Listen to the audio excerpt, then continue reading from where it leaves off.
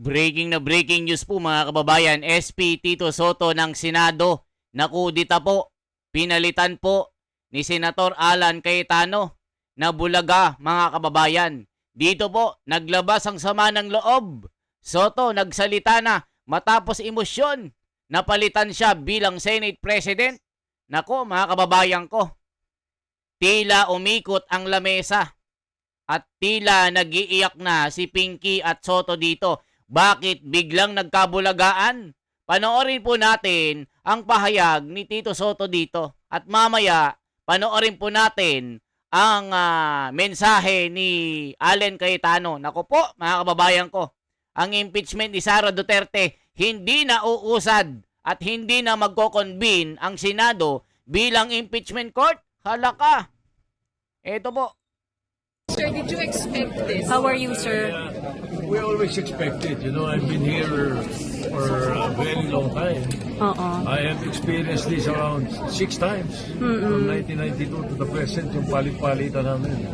So, as I said, we serve at the pleasure of our peers. So, there must be a plan or something. Maybe God has a different plan. Oo. But is this because of the impeachment? Is this because of the impeachment, sir? Yung nangyaring palitan ng liderato? Probably. Probably. That's a very, very strong possibility. Because if I were Senate President, once the House approves the articles of impeachment and sends it to us, I will constitute and convene the impeachment court tomorrow. May tampo ba kayo, sir, doon sa iba? Hindi naman. Naiintindihan ko rin sapagkat may mga kanya-kanya silang agenda. You weren't, sir. Ayan mga kababayan, pinalitan itong si Tito Soto kasi nga po tila wala pong nangyayaring hustisya. Tila merong pong inaalagaan. Tila may sekreto. Tila may pinoprotektahan. Gayon din ang sabi ni Senador Marcoleta. Ano ba talaga kuya? Itong sabi at birada niya kay Pinky. So ngayon mga kababayan, hindi sukat akalain ni Soto na mapapalitan siya at makukudita. Inilaglag siya ng kapwa senador at lumipat sa minority at iboto si Senator Alan Cayetano bilang bagong talagang Senate President. Ako po, yari na. You weren't surprised at today's happening. Like Not you really. were ousted. Not really. I was kind of expecting it because we've been hearing talks a few days ago. Hindi. So it was the first time na narinig yung may numbers na dito. I did not resign. You know, I accepted the motion to declare all positions vacant.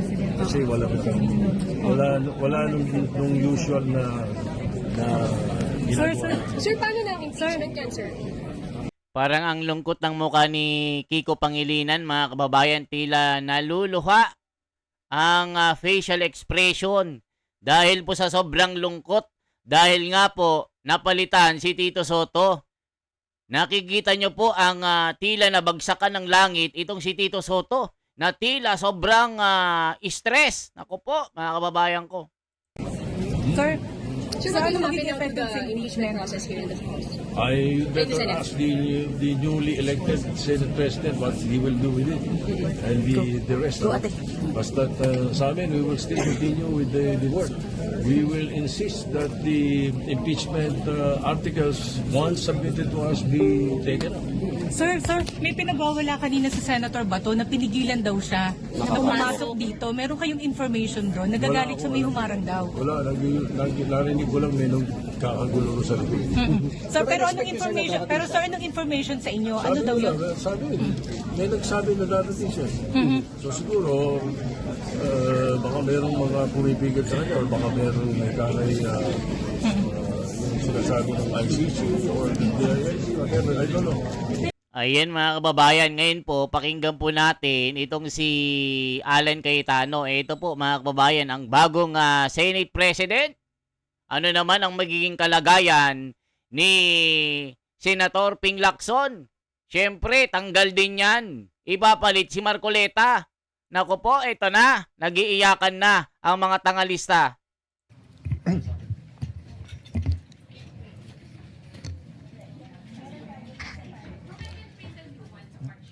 For I know the plans I have for you, plans to prosper you and not to harm you, plans to give you hope in a future. Yan po ang nasa Jeremiah 29:11 na naging isa sa core na paniniwala ng aking pagkatao at pananampalataya. Gusto ko po si Propetang Jeremiah dahil siya po ay nirerespeto at pinaniniwalaan ng Muslim, Hudyo at Kristiyano. Sa mundo ngayon na in crisis, buong mundo na in crisis because of the US-Iran-Israel war, napakahirap minsan paniwalaan na may magandang plano. But I'm always reminded that though people may be liars, God never lies. Though we may be weak, He is strong. But we are reminded that if He has a plan, we have to do the right thing. So let me be explicit. Our job together, my job, is to serve you, dear senators, to serve this nation, to serve God above all, and to do what is right. Napakahirap kung tutuusin po ang dinadaanan ng henerasyon na to. Kagabi po, kausap ko po ang pamangkin ni Senator Jinggoy, anak po ni Jackie, si Manu. Nakita po niya ako ng 2006 or 2007 or 2008 nung binisita ko ang kanyang lolo. At sabi ko sa kanya, grabe pala pinagdaanan ng generation nyo. During Duterte's time, depending on your lens, it was a human rights crisis.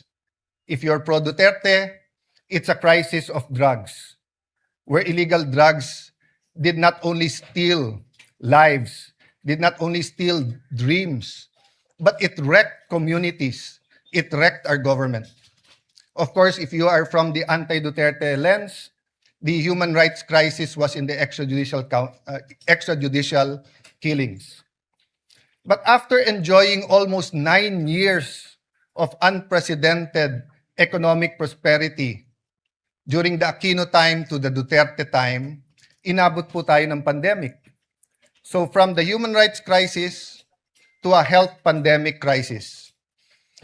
Naglilift pa lang ang COVID, nangyari na po ang Ukraine-Russia conflict. Sa mundo na mga kabataan na to ay naniniwalang hindi na posible ang World War III, ay suddenly may major conflict in the West. And then you fast forward. The crisis of the Philippines when it comes to corruption and flood control. The biggest corruption scandal in our country. Hindi pa ho tapos yan, nangyari yung Iran, US, Israel. And then, our young people have to face the prospect of a changing world through AI. And while we are worrying, leaders around the world in Canada, India, US, Australia are excited of AI. They said that it will bring in a new wave of millionaires, billionaires. It will bring in high-quality jobs. Pero tayo po ba'y naghahanda na? We might not feel the crisis here in the session hall. But our people, may it be the Grab drivers, the tricycle drivers, jeepney drivers, yung maliliit na kalendriya, yung mga beneficiaries ng 4Ps, ramdam na nila. So nung kinamayan po ako ng former Senate President Zubiri, sabi niya, hindi siya naiinggit sa trabaho dahil mahirap po ito. But I take a step forward, my dear colleagues, and offer myself to serve you. Just as Senate President Soto said, that he is here to serve everyone, not only the majority, not only the minority. I am here to respect the President, the office of the President, the Vice President, the office of the Vice President, the House of Representatives, and each one of you. In every crisis, there are big winners and there are big losers. Unfortunately, it is the poorest of the poor who is always the losers. So I urge all of you, let's unite, let's discuss. Before us might be the impeachment. Let it make it very clear may mga lumabas sa news and hindi ko kayo sinisisi kung sinasabi niyo sa news na ang pagpalit ng leadership ay tungkol sa impeachment. Hindi po. The impeachment is enshrined in the Constitution. The Bible says, the truth shall set us free. We want to be free from poverty. We want to be free from corruption. We want to be free from a government that is busy fighting its own people or the people fighting each other. Hindi to Facebook, hindi to social media na pwedeng bawat minuto may nagbabanatan. In real life, in the non-digital life, we have to be here for each other. It doesn't mean anything if we are say we're devout Muslims or we're devout Catholics or devout evangelicals if we cannot love each other. Ayan mga kababayan ko. Nako po, yari Tito Soto. Pinaluhod ni Cayetano. Nako po, iyakan na ito. Naglabas na ng sama ng loob. Sir, completely clueless. Sir, completely wala kayong idea sa mangyayari ngayon na magpupudita. O may narinig na talaga kayong ganitong move? More or less, Sir? once you are Senate President, you must always expect it. Ganun talaga yun. You know, sometimes loyalties, friendship, usually a Senate President is of no moment. You must have your back ready Does it all the time. does it sadden you? Does it sadden you? Or disappointed, Disappoint. sir? Masakit syempre, sir. Sa akin kasi, basta ganun, God has a different plan. Ayan mga kababayan, ang sakit Kuya Eddie mga kababayan. Tito Soto sinibak. Pinalitan ni Alan Cayetano bilang Senate President na kudita, na military kudita. Mga kababayan ko, kita nyo, nakasimangot, hindi na maipinta. Ngayon mga kababayan, umikot ang mesa. Ping Lacson naninilikado din. Dahil tila papalitan din ni Marcoleta. Hala ka, yari nang nagluto ng pusit. Pero I nakikita... think may iba So you will be na para wag akong maipit o mapahamak. you will be back to minority leader, SP. I will ask my peers. Pero sir, ito Most ang... probably. Most probably. Let's wait for them. Pero sir. Pero ito, sir, live lang sa DZWB. Pero ito, sir, sa tingin niyo talaga para maharang yung pagkukumbi ng Senado bilang impeachment court. Wala kang possibility yan. Very strong possibility. Ayan mga kababayan, hinala po ni Tito Soto kaya nakudita ito at napalitan bilang SP dahil po pinipigilan po di umano ng minority ang Senado bilang impeachment court. Hindi na magko-convene. Ito ang hinala ni Tito Soto. Kaya naglabas na ng sama ng loob, nalungkot ang itsura. Yung nakikita niyong reason behind the coup, sir? Tingin ko. Ano nakikita niyong changes dun sa takbo ng impeachment? Depende. Hindi natin masabi niyo kung paano ang strategy.